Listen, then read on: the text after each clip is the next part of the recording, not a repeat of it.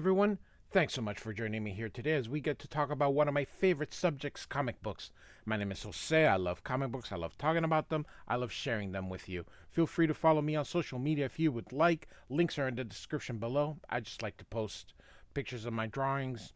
Once in a while, you'll see a vacation picture of me and my family here and there. But also, I've posted links to the Marvel data page fan site where you can look at plot synopsis and character synopsis.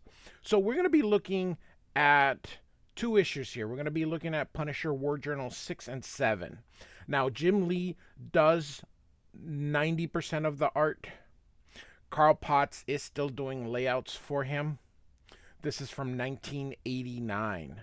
I have covered 1 through 5, but I didn't cover it too in details. So feel free to check those out here. I just think that it is important to see how certain artists like Jim Lee have developed over time, and this is before he took over X-Men and became a huge superstar. So he did Alpha Flight, which was more of his "Hey, I'm here." Then Punisher, which wasn't quite, put him out, but it started that road of putting him on the map. And then, of course, he goes into X-Men and becomes a huge superstar. So the cool thing about this two issues is Wolverine stars. So I decided, hey, let me just cover these two issues, and we'll be covering his entire Jim Lee's entire run on Punisher War Journal. Like I said, 1 through 5 are in one video, and now we're gonna get 6 and 7 here. So Jim Lee draws this cover. Scott Williams is not Jim Lee's inker during this time. So Carl Potts does the writing and the layouts, and Jim Lee does the layouts and finish art. That means he is pretty much inking everything you see here and doing most of the pencils, but Carl Potts is still doing a couple layouts here. So, all right, here we go. So we start out with Microchip waiting on the Punisher. He had a job that Punisher had a job he wanted Microchip to do, but he couldn't do it alone, and he was supposed to be here hours ago. And of course, he shows up here very tired, very beaten up, says, I need your help. So one of the cool things here is this Jim Lee used some kind of screen tone here to get this nice straight lines here. The thing about screen tones back then is you had to put these in manually. It's not like now where you can just get a computer to do it for you. But kudos to him in the beginning, when he was inking his own work, trying to use traditional stuff. It is 1989, so I mean, it traditional is still the expected, but he could have easily just drawn the lines. So Microsoft says, "Don't tell me you saw a crack den that he passed on the way over." And Punisher corrects him and says, "No, it was a street gang breaking into a warehouse." He asks Punisher if he ever thought about calling the cops, and tells him that his arm has been torn pretty bad. He tells him he's got to relax and take a break because he's going to get killed, and his obsession's getting out of hand.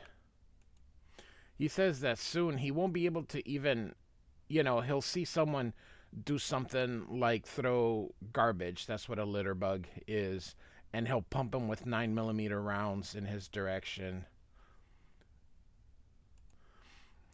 Microchip basically tells him that he's been trying to get him to relax for months, and he thinks he has come up with a solution.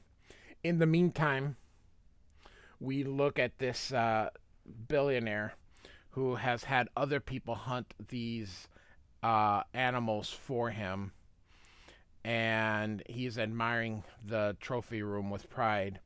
And he has one left, this Mokil Mbembe, I believe. So it's the one animal that has apparently eluded him. And so now we are in the Congo, and these fearless pygmy hunters are fleeing in terror. And here we can see some dinosaur type creature. Um, Always love the use of blacks. It's They're so much easier to draw. So Frank Miller really upped the use of blacks. So now we're in Madripoor, which was the home base of Wolverines during the late 80s, early 90s for his solo series. So Madripoor is a fake city in Indonesia. It's basically supposed to be a stand-in for Jakarta, the capital of Indonesia. So that's what Madripoor is. So it's a fake Marvel city. So we have Wolverine here coming in. You can see him here in shadow, saying things are quiet tonight, and it's it's almost a pleasure to be bored. And so he sees this guy here, um, and he's wearing a cheetah uh, coat. So he knows that it's a very rare of the big cats, and says there's no way that he came to this legally because cheetahs are protected. So Wolverine says, as he's walking out, or he's thinking, these are thought balloons, that the truck smells of dead animals, probably skins, and he heard of a international poachers that is specializing in endangered species, killing the last of living treasures for big dollars. So, um, and so he Wolverine says this guy's gonna have to make a career change, and he stops him again. Some more screen tones here. He basically says, "Nice jacket. Where'd you pick it up?" And the guy curses at him. That's what this is supposed to be. He tells him to screw off. He doesn't deal with runt Neanderthals. And of course, Wolverine's not too happy with that. Grabs him and says, "All right, have it your way." So the inking is very Klaus Janson like. Early early Jim Lee was definitely much more different than the current Jim Lee that you see here, but you can definitely start to see that detail to making these panels really really cool. So the guy pulls off a knife as Wolverine is asking him some questions to tell him who killed these animals, why they're in Madripoor, and where they're going. You can see the guy stabs Wolverine here, and Wolverine says, "Nice blade," and he takes out his claws and says he brought his own. Again, good. Little bit of a messy Jim Lee compared to today, how he draws. Really enjoy this. Seeing him kind of ink himself is pretty cool.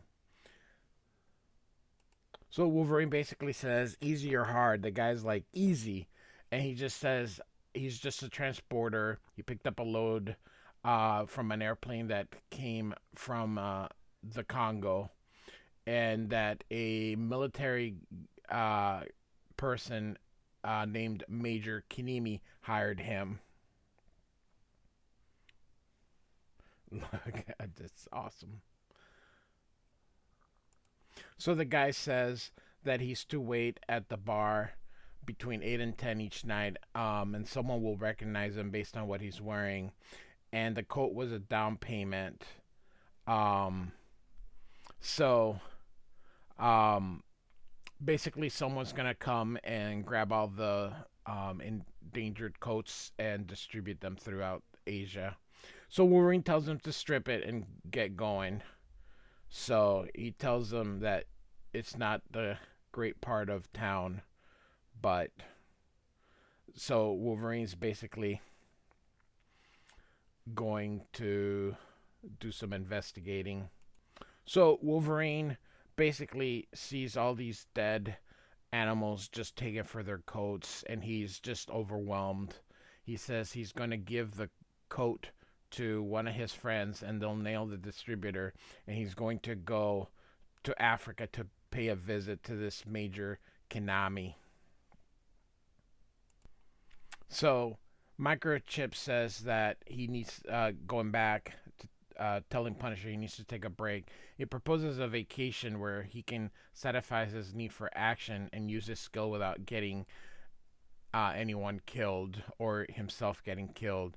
And an old associate of his, a Professor Wyneth, is heading up an African expedition in search of a sauropod dinosaur. So you can see Frank looks at him, sort of like, you're nuts. Microchip tells him not to look at him like that. Again, look at Jim Lee's inking himself. Part of what makes Jim Lee better now, even though I do like how he inks, is the fact that he can devote himself completely to the pencils. He probably had to rush on the pencils, and so that he had time to do both the pencils and the inks.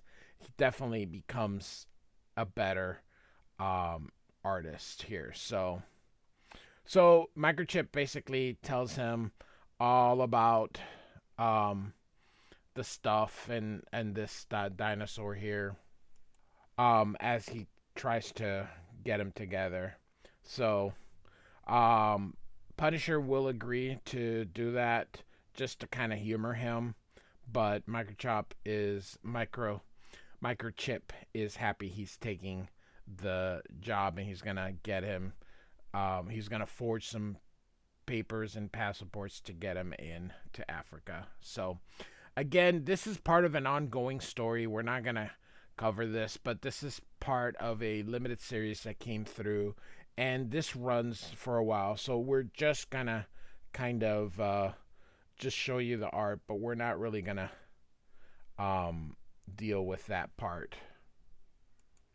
So Frank is arriving. Says that there's gonna be a professor. That's gonna be him, the Professor Wynex, and the expedition includes his wife of 6 months, which Microsoft has never met, and the country is a French colony. And recently Russians have had a heavy hand in the area, and a lot of the Congolese go to Cuba for higher education here. So it looks like this is Professor Wynek's crew here. And I think this is the Punisher, although I'm not quite sure yet. I haven't read this in a while, so I'm kind of looking at it as I go along with you. So this is kind of the security, and again, his wife here. So I do believe this is the Punisher here. And so this guy's admiring the gun here. So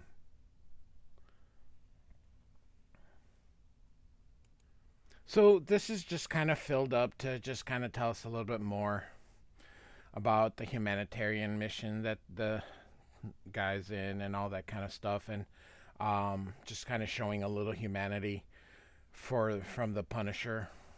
So he's gonna sleep in this hammock. So the next day, he awakens and they're gonna go off to their expedition. So they're using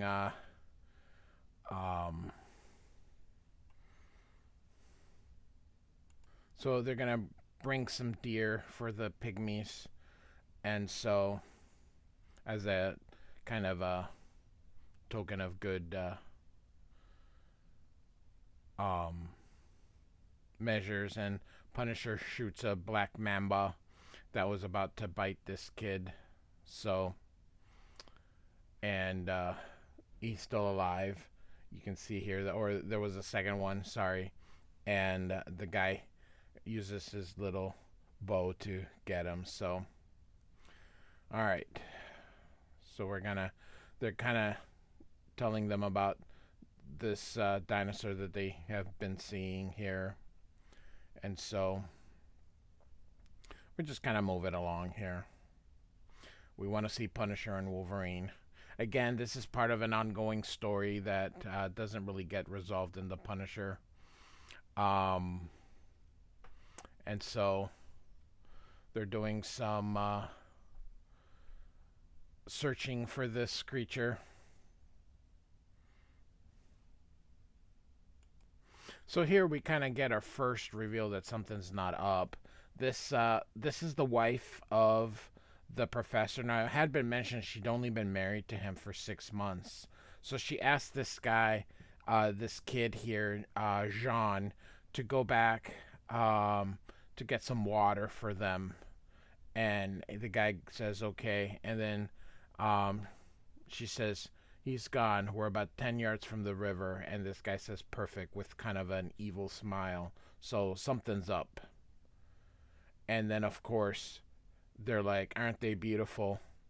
And then it sees these gorillas here, and they're going to take off their guns. So something's definitely going on. So, and when he comes back, it looks like they're washing the blood. And so the kid brings them some of the water sticks. So he he tells them that they saw no gorillas, but perhaps on the way back, and he she says, "Oh, this kid's not buying it," and he's like, "I smelled the gorillas."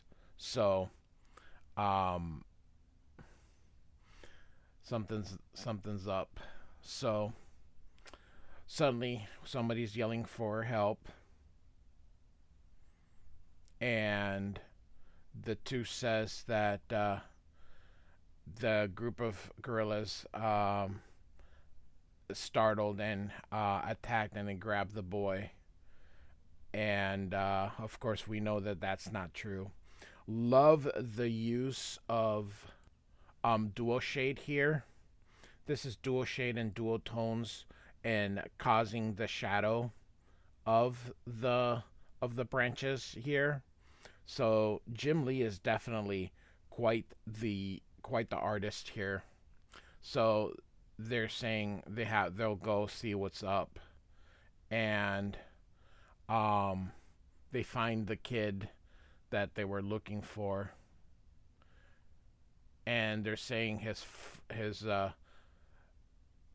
throat has been crushed, and he points,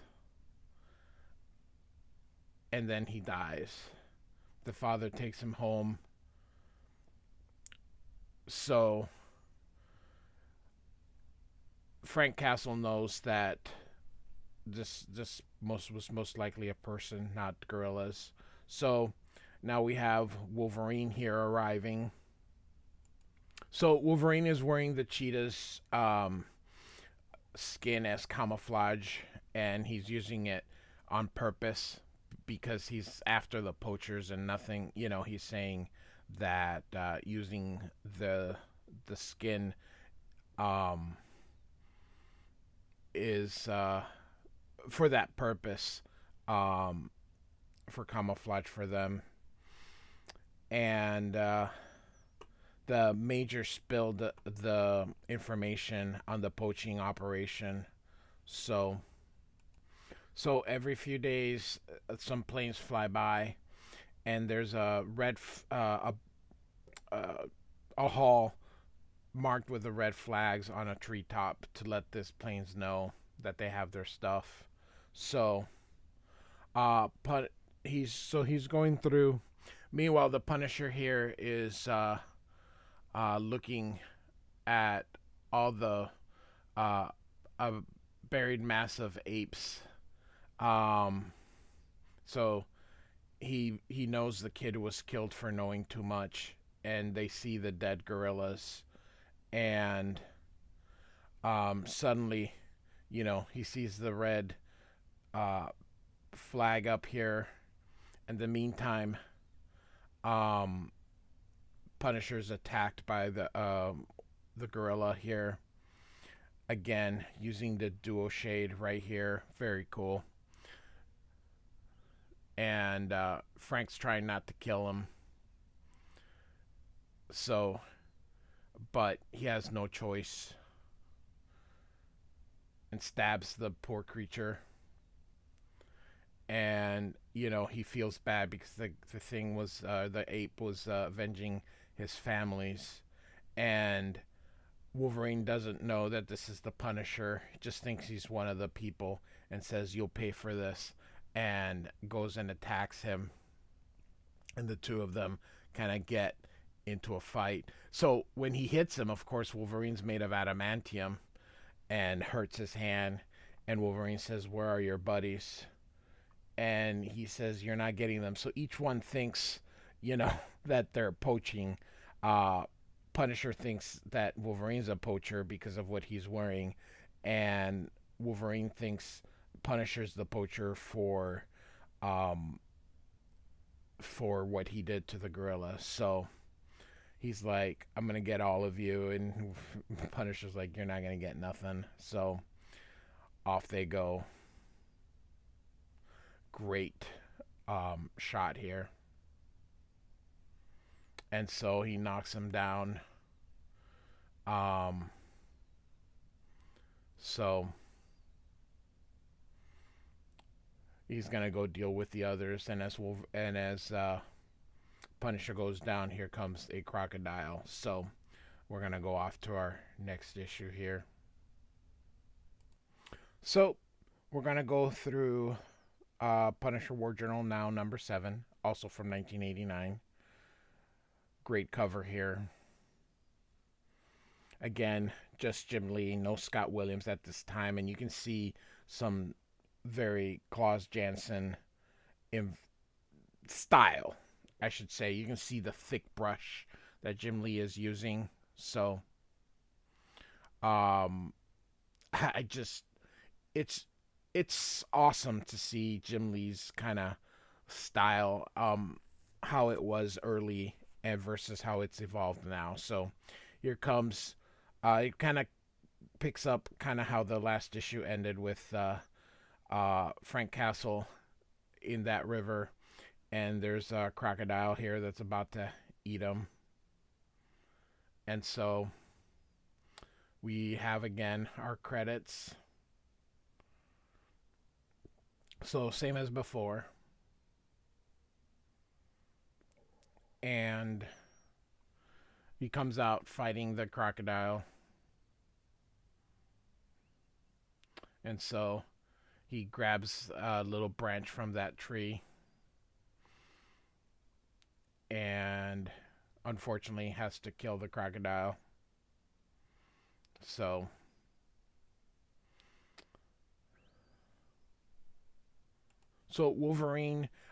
Punisher thinks Wolverine's the one who killed Gene, the little boy. So a very an ode to Predator here, as he's gonna use some of the mud to kind of hide or use it as camouflage. So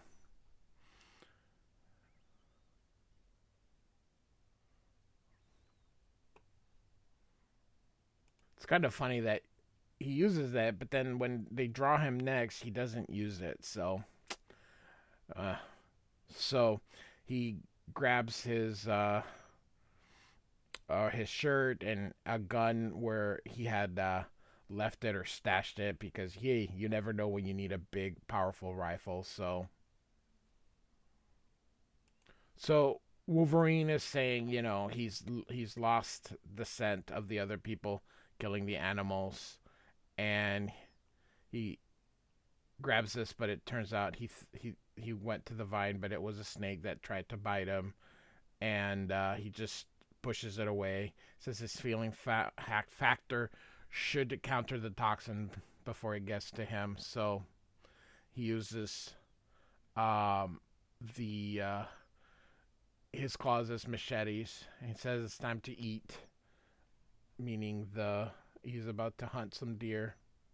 So he kills this deer and then sees the cheetah and decides to just leave it for the cheetah to eat. So we go back to this story, which really has nothing to do with our what we're focusing on. So we're just gonna move on. So Punisher finds the deer that was left over, and he drinks water from the vines. And so we're now back to the nearby village. So the professor here, oh, what's his name? Wyleth, wants this soldier here to see if he can talk with the pygmies. Um, his wife says the chief pygmy, and it's kind of funny. Says taking what's his name's body back to their village, and she knows, of course, his name was Gene, but he was unimportant. So, to her, so he tells him, hey, his name was Gene. So, they really want to find that dinosaur.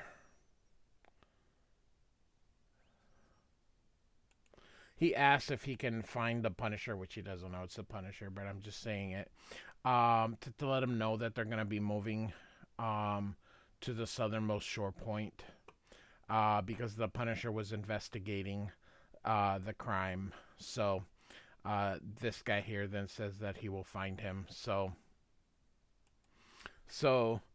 the professor speaks French to them, telling them that they're sanctioned by the government to search out for this Mokil Emembi legends and mean them no harm. He says that they can't help, and he asks if they can recognize any of these animals from this book. And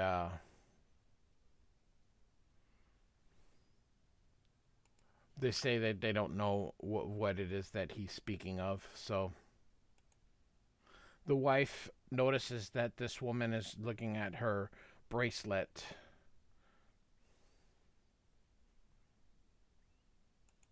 She thinks that she may be able to bribe her. So she tells her that she'll give her the bracelet if they can give her the information. The lady says the jewelry would make me the envy of every woman in the village, but she's not supposed to talk. And the wife says, don't worry, you won't get into trouble. She only wishes to tell her what she wishes to know, and the bracelet is hers. So she tells them that there's a few great beasts left, and they travel to the lake. They feed and drink and return to the jungle at night. So, and she points where they are, and they can catch them if they hurry. So, the wife grabs the lady and says, "You're gonna be our guide," and tells the corporal that this is it to get the supplies and be quick and silent, and they must reach the animals before the others. So, a few kilometers away, Jack finds the Punisher, who goes by Mr. Fort, and they're gonna begin their trek back to the lake.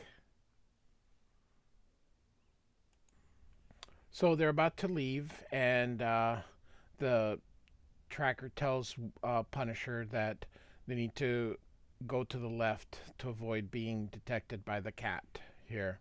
So now we're at this Lake Tele, and realizes that these creatures really are real and they exist and how rich they're going to be. So,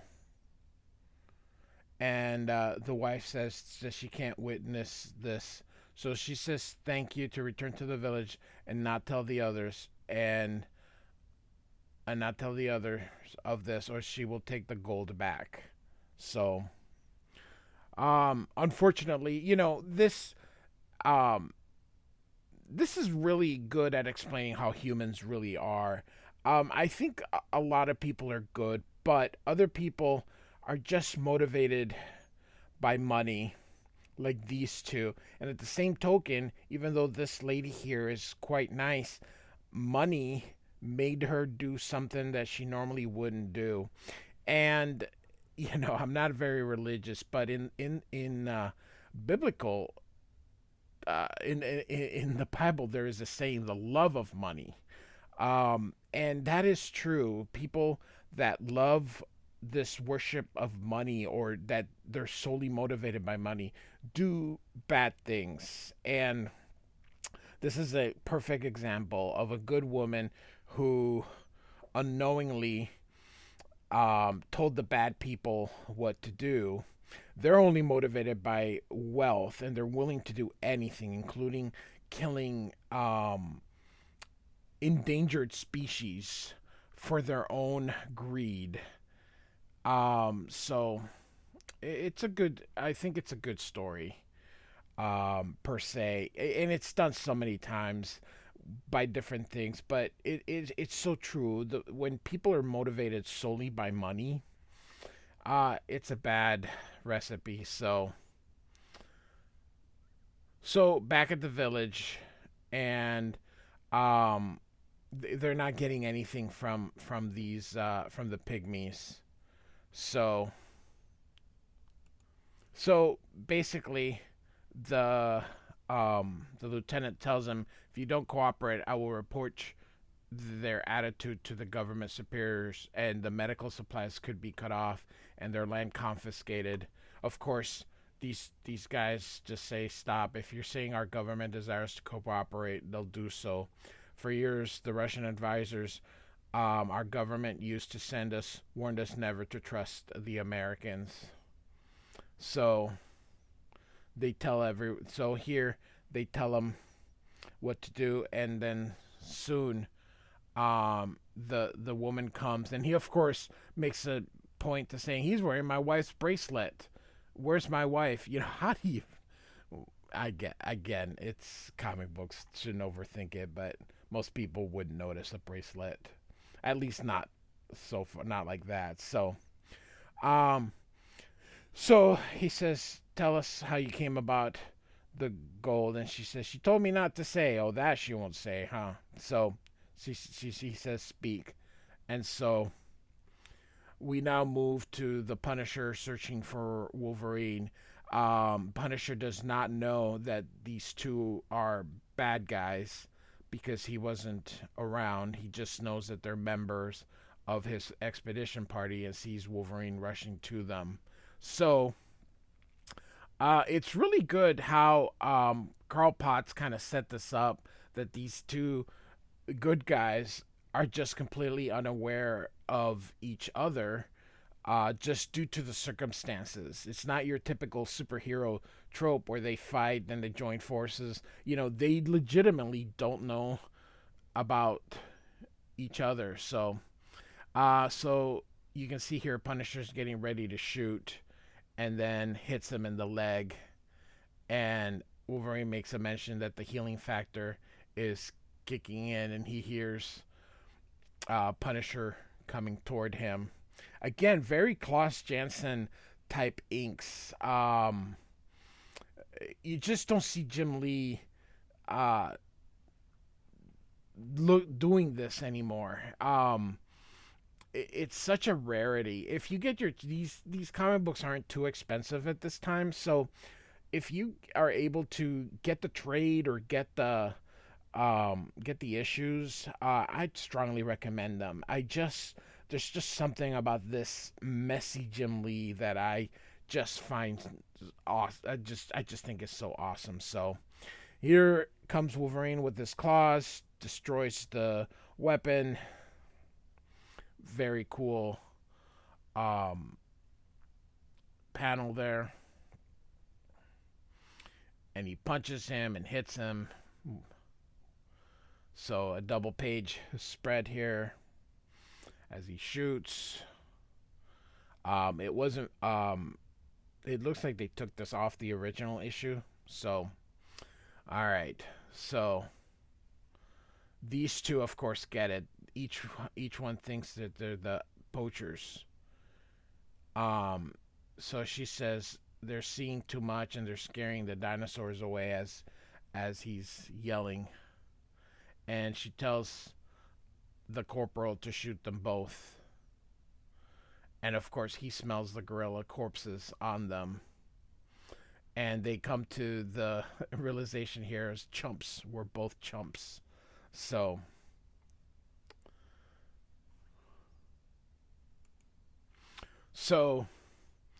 they see the dinosaurs turning away and they're like, no, they're turning back into the swamp. Kill these two and help me get them around into the mines. And of course, the husband shows up and says, Norma, what on earth are you? But he stops when he sees that the dinosaurs really do exist. And she's like, what are you doing, dear? And of course, Norma's like, we have no choice. We have to kill them all. And suddenly, bang! The lieutenant here shoots the corporal, telling him he's a disgrace to the country. Of course, she's like, no, I was going to be rich. And she says, I'll still be rich. And so the corporal's trying to get away. And they're like, let him go into the swamp. Even the pygmies will not enter. By gun or beast, he will be shot dead in short order. Of course, these two agree that their conflict is over. So she's shooting at, she's trying to shoot the dinosaur here. And so the Punisher's going to do something here. Grabs the gun and shoots at her and kills her. And then scares away the animals. And he's like, Mr. Fort, your enemy escapes, meaning Wolverine. And he says, hold it, Lieutenant. He was about to shoot Wolverine. And says he's not the enemy, let him go. And of course, the professor says, Norma, I don't understand. And she says, you were played for a fool. He was hired by a rich Texan trophy hunter, hired to get close to you when you first decided to mount this expeditions. And she says, $1 million ahead for the Mokel and Membi. I was rich. And then she, of course, dies. And the Punisher says he's going to have to pay this Texan a visit.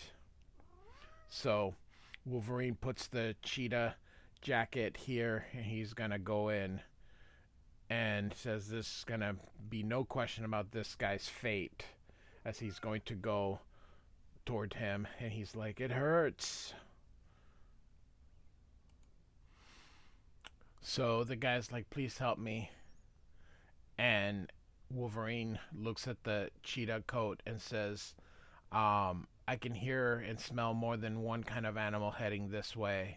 And he decides to leave this guy to his fate. And the guy's like, please don't leave me alone. And then a few minutes later, Punisher shows up. I love the all black with just the skull showing through. I love it. And he sees the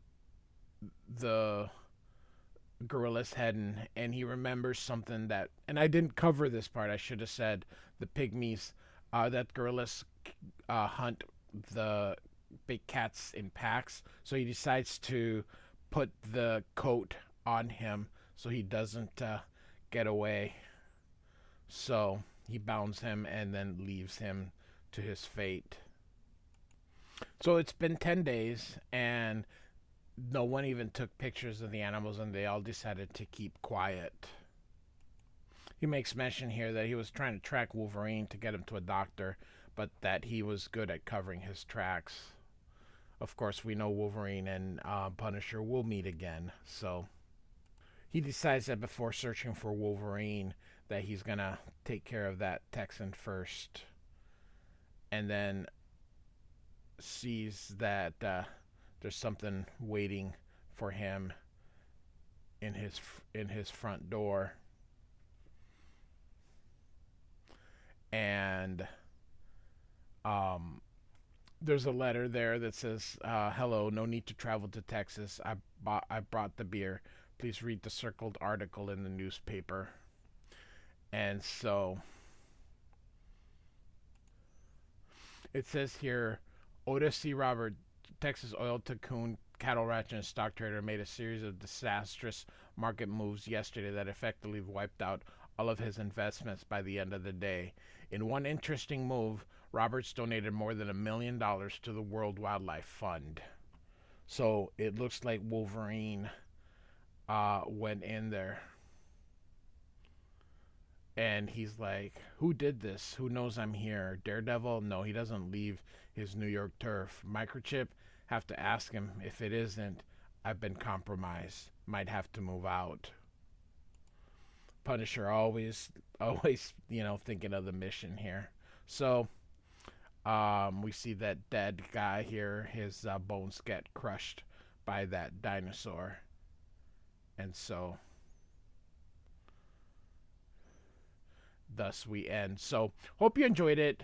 Wolverine and the Punisher meet for the first time. So, all right, like and subscribe. Thanks for listening. Goodbye.